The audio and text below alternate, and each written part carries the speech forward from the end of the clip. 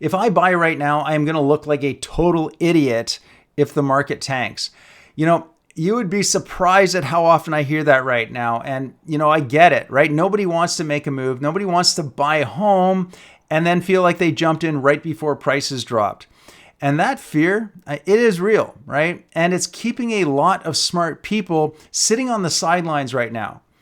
But here's the thing that most people don't realize. That fear, the one thing that is telling you to wait, it might actually be the very thing that is holding you back from a rare opportunity. Because right now, what is happening in the Fraser Valley, this is not your typical market.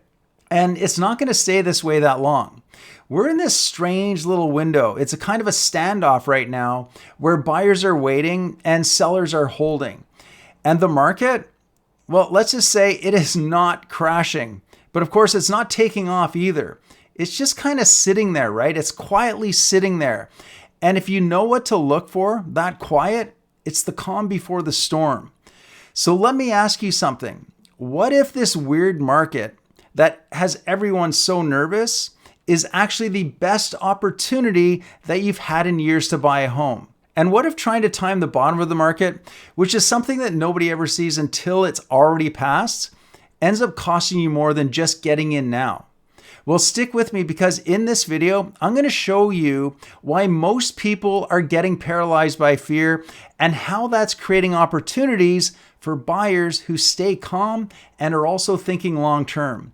I'm also going to show you what the actual data is telling us here in the Fraser Valley and not just what we're seeing in the headlines, and why this spring might be the last quiet one that we see in a while. Because if you're thinking about buying right now, or you're just trying to kind of make sense of this market, I want to help you cut through all of that noise and get clear on what makes the most sense for you.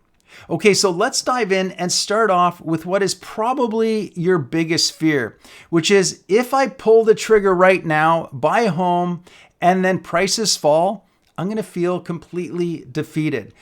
And I get that. It's totally understandable. I mean, nobody wants to be that person who buys at a peak. But here's what I want you to consider, okay? Is there actually evidence the market is about to tank? Or is this all just the fear talking?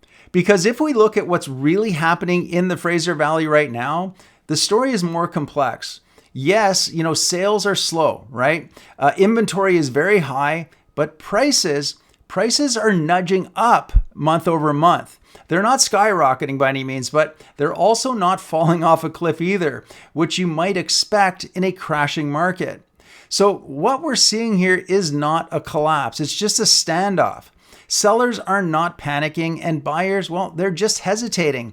And this kind of tension, it rarely lasts. So the real question isn't, will prices fall? It's what will happen when the fear starts to fade. And we're going to get into that in just a second. But first, let's take a look at what you risk by waiting. Because let's be real here for a second. Most people aren't afraid of buying a home. What they're afraid of is buying too early. Because if prices drop later, they worry that they're going to look foolish, or even worse, they're going to feel stuck. But here's the twist. Waiting can be just as risky, and sometimes even more.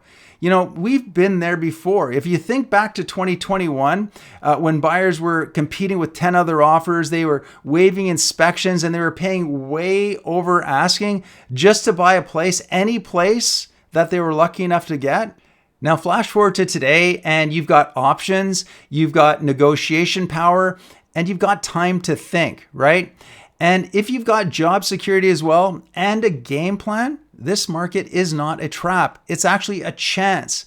And that's why I always say that smart buyers, they don't try and time the bottom. What they do is they look for leverage. And right now, buyers have it.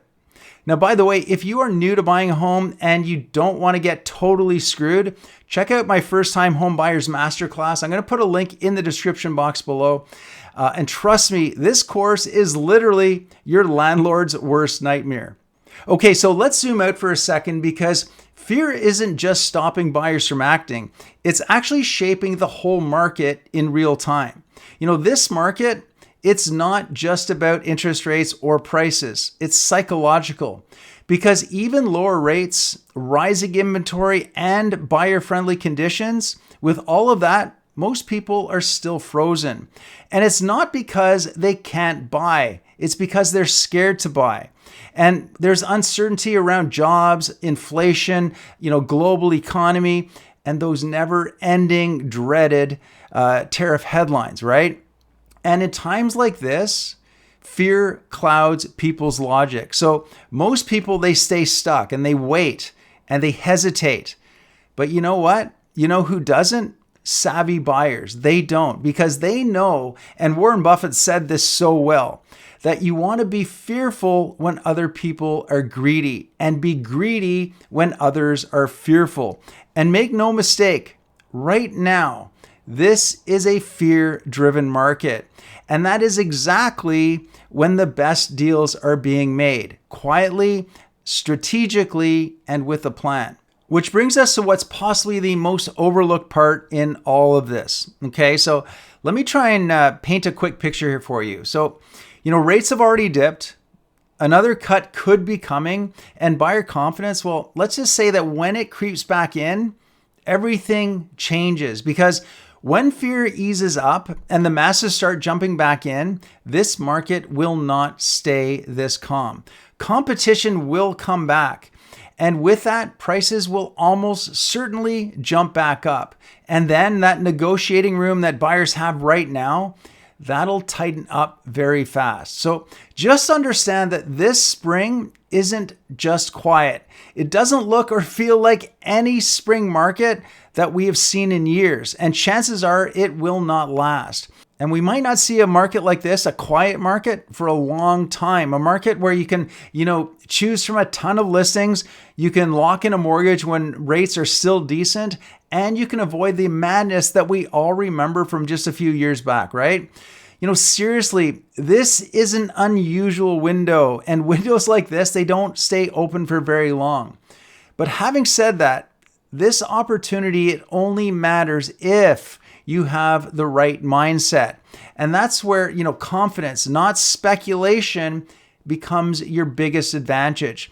So let's clear things up here. The people who build wealth in real estate, they don't guess, right? They don't speculate on short-term market swings. Instead, they plan, because they know that time in the market, and not just trying to time the market, is what creates long-term success. And if you're thinking long-term and you're planning to stay in your home for at least 5 years, you're going to be setting yourself up to ride out any of those possible market ups and downs while building solid equity over time.